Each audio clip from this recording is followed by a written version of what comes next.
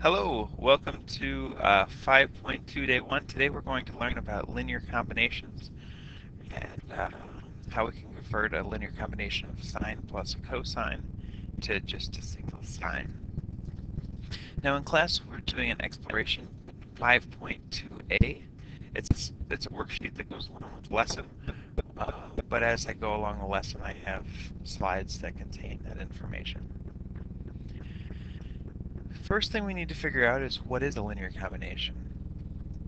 Y equals 3 cosine theta plus 4 sine theta is called a linear combination of cosine and sine. That is y equals a constant. Here, the constant's 3 times cosine plus another constant, 4 times a sine. In this exploration, we will learn how to express such a linear combination as a cosine with a phase displacement. So if we look at these two graphs, let's look and see which one is which. This should actually be cosine, 3 cosine theta. 3 cosine theta is going to start above at the top of its cycle, and it's going to go up and down 3 from the center. 4 sine of theta starts in the middle, goes up, down, and back. Now if I add these two together, I want you to just take a second and plot these two added together, which is 3 cosine. Now on your calculator it'll be an x plus 3 plus 4, sine x. Now, you can sketch it on your worksheet if you'd like. Now, what happens is you get an equation that doesn't look like either of them. It goes up a little higher, goes up to 5, and it goes down like this. So if we want to find this value, what we want to do is we can use a maximum function on our calculator. Now to find it, you press second trace, which is the calc function, go down to maximum, and you can figure it out from there. But this point is 5, and it's about 53. I can't write anything here. I'll try it again. 553.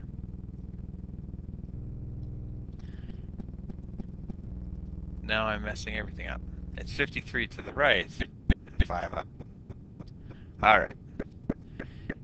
Now it's not 53 exactly, it's some decimal that goes along with that, but it's about there. So if I want to write this as 1 cosine, I could say this is y is equal to my amplitude is 5, and I've shifted it to the right 53. So 5 cosine theta minus 53-ish. Now, so these two things equal the same thing. 3 cosine theta plus 4 sine of theta. This is equal to that, which is pretty amazing because if we have the cosine and the sine added together, we can just write it as 1 cosine. Alright, now we want to see where this 5 comes from. How do we go from a 3, 4 to a 5? Well, that's in a 3, 4, 5 right triangle. And this 53 comes from that angle on the inside there. That equals 53. Alright, now the period of that new function is the same, 360. And this is the point, 53, 5. The amplitude of the sinusoid is 5. And we found the phase displacement is 53.13. And so this was the equation because we moved it to the right. Now we kind of already did that all at once. And we talked about how you can get the 5 using Pythagorean theorem, 3, 4, 5, and the 53.13 you get to find by finding that angle. Now, if you have the worksheet, do numbers 5 and 6. Now, let's look at number 7. Number 7, it says we want to convert negative 12 cosine theta plus 5 sine theta into 1 phase displacement, or 1 cosine with a phase displacement. So we're moving 12 to the left, 5 up. So this is a 5, 12, 13 triangle. So this is going to be 13. Now I want to find this angle here, which is a little tricky because I know the tangent of theta is 5 over negative 12. So if I want to solve this correctly, I'd say theta is the arctan of negative 5/12, which theta is the inverse tan of negative 5/12 plus 180 n.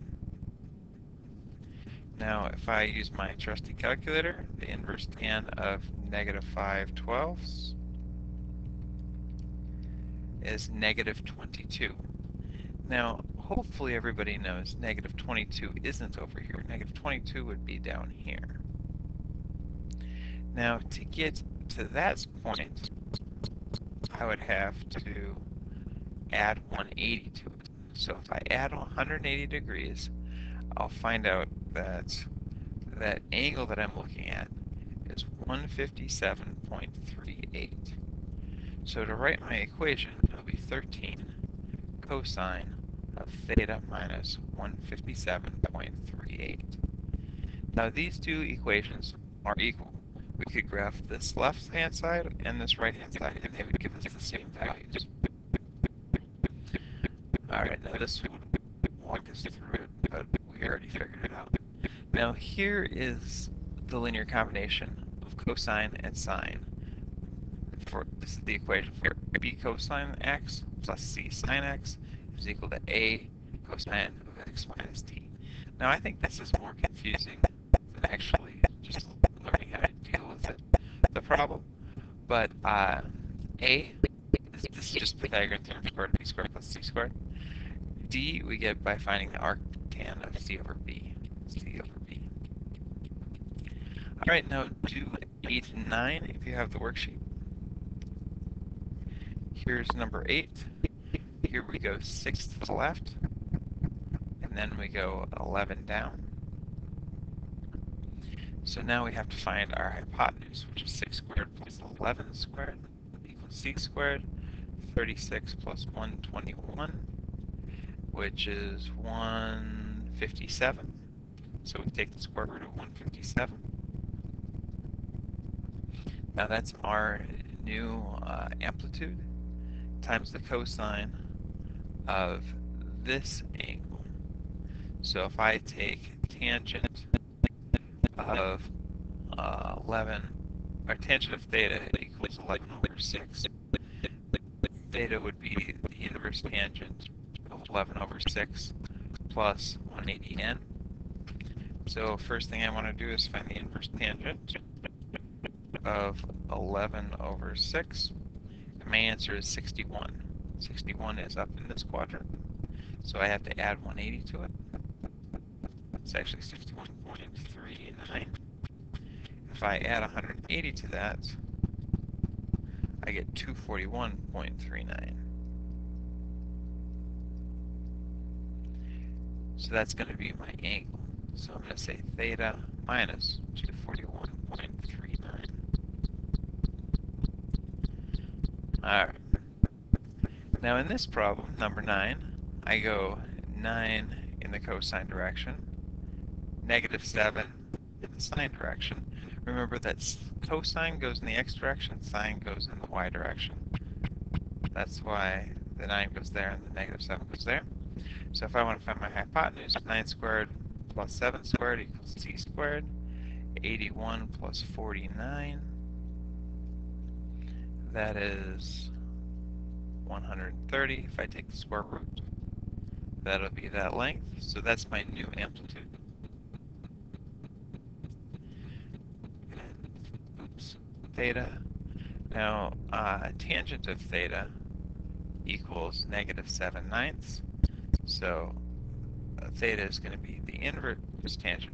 I probably should have said the arctangent, but we can just write it out. Inverse tangent is negative 7/9 plus 180n. If I take the inverse tangent of negative 7/9, negative 37.87. Now, is this negative 37.87? Hopefully you're shouting, yes, it is, negative 37.87. So I can use that angle here. Now, we usually say minus, but minus a negative will be a plus, 37.87. And so here's my answer. All right, hopefully that makes sense. Good luck with